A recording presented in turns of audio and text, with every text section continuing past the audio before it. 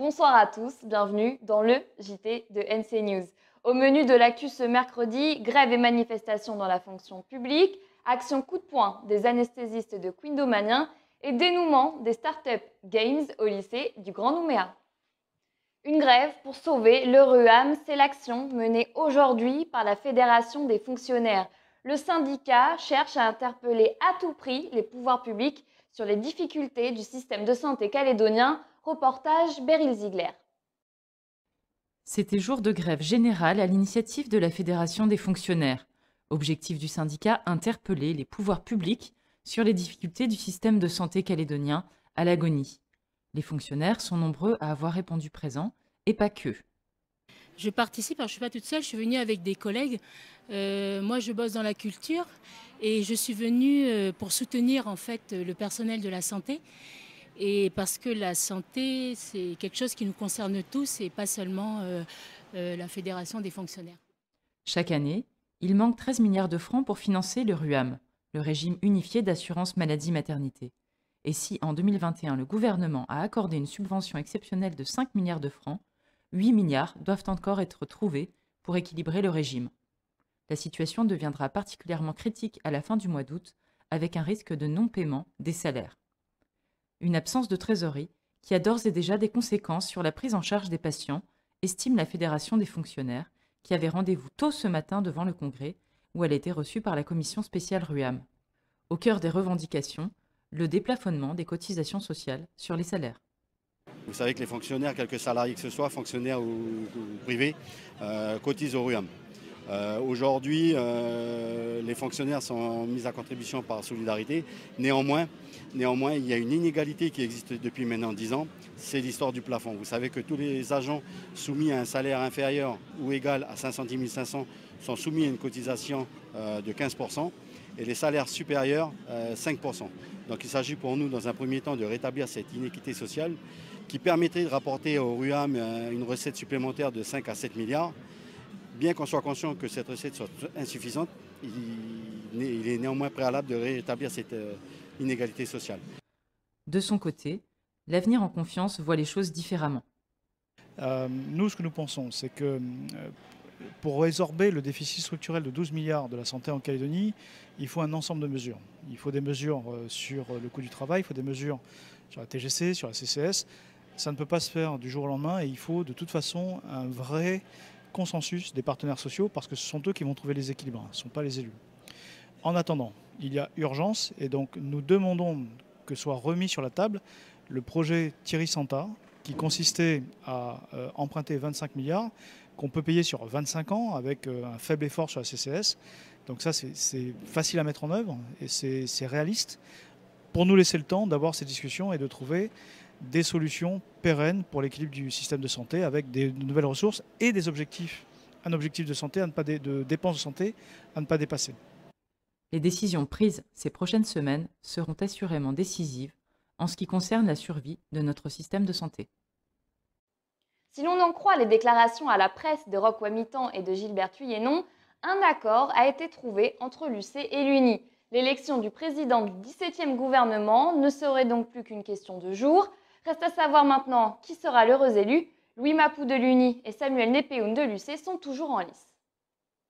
Fini les accouchements et les opérations lourdes à Quindomania dès demain. Et comme il l'avait annoncé, les anesthésistes de la clinique ne pratiqueront plus ces actes. Selon eux, la sécurité des patients n'est plus assurée faute de moyens. Isabelle Guesnis, porte-parole des praticiens. Donc voilà, donc à la clinique, il y a plusieurs types d'activités qui sont proposées. Une maternité de niveau 1, un bloc opératoire de 12 salles, un USC.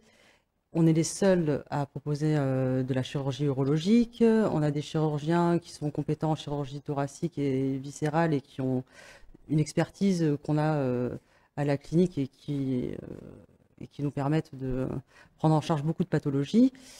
Mais ce qui blesse, c'est que nous, les anesthésistes, la nuit, on est seuls pour gérer tout ça. Donc on doit sécuriser le bloc opératoire. Il y a des urgences qui sont ouvertes jusqu'à 23 heures. On doit sécuriser la maternité. On doit sécuriser l'unité de soins intensifs. On doit sécuriser les services où il y a des patients de plus en plus fragiles, donc ils sont aussi à risque de décompensation. Et que sur les 10 anesthésistes titulaires, on n'est plus que 6 à prendre des gardes. Donc, ce qui veut dire qu'il y a un médecin de garde plus un médecin d'astreinte. Donc, au final, 1 jour sur 3, soit on est de garde, soit on est d'astreinte.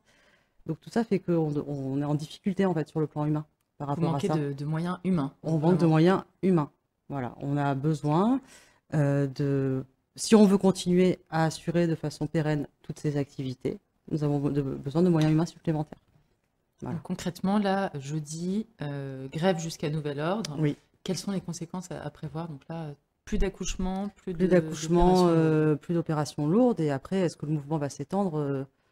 C'est dur parce que là, on navigue un peu à l'aveugle. Hein. Nous, on ne pensait pas du tout en arriver là. Hein. Au départ, on pensait que en discutant, en parlant, on allait trouver des solutions. Nous, initialement, on est allé voir notre direction.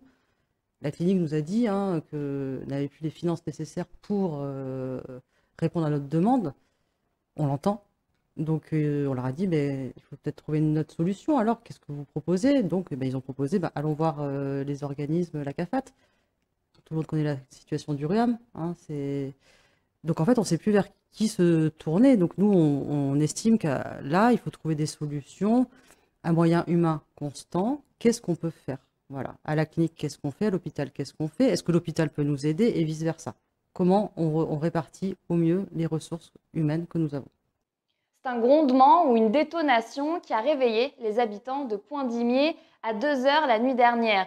Selon l'IRD, la région a été secouée par un tremblement de terre d'une magnitude de 4 sur l'échelle de Richter, graduée jusqu'à 9. L'épicentre du séisme se trouvait à 34 km seulement de Poindimier. Aucun dégât n'a été signalé. Direction le lycée d'Ikukewe à Dambéa. Hier soir se déroulaient les Startup Games. Le principe, 5 équipes en compétition pour l'idée la plus innovante. Titouan Moelle était sur place pour NC News. Une énorme structure gonflable en plein milieu de la baie de Lansvata, un kit de protection connecté pour les arbres en cas de cyclone, un garage 100% automatisé et ouvert 24 heures sur 24 à Ducos, un bar à bière en self-service à Apogoti, associé à une société de transport pour ramener les consommateurs chez eux, ou encore des vélos électriques en libre service dans la ville de Nouméa. Ces 5 projets innovants, ce sont ceux d'élèves de terminale en sciences et technologies du management et de la gestion du lycée d'Ikukewe. Ils les ont présentés devant un jury composé de professeurs et d'étudiants de l'université, hier soir à l'occasion des Startup Games. Eh bien, c'est un concours qui permettait en fait aux élèves de terminale STMG du lycée d'Ikukewe de mobiliser toutes les connaissances et les compétences qu'ils apprennent au travers de leur année de terminale. Voilà. Donc, ils ont mobilisé des compétences et des connaissances en droit, en économie, en management, en gestion finance, en mercatique, etc. Et de manière très concrète en créant une entreprise en réalité. Au terme de longues délibérations, c'est finalement l'équipe de Francesca, Francky et Michael qui l'ont emporté.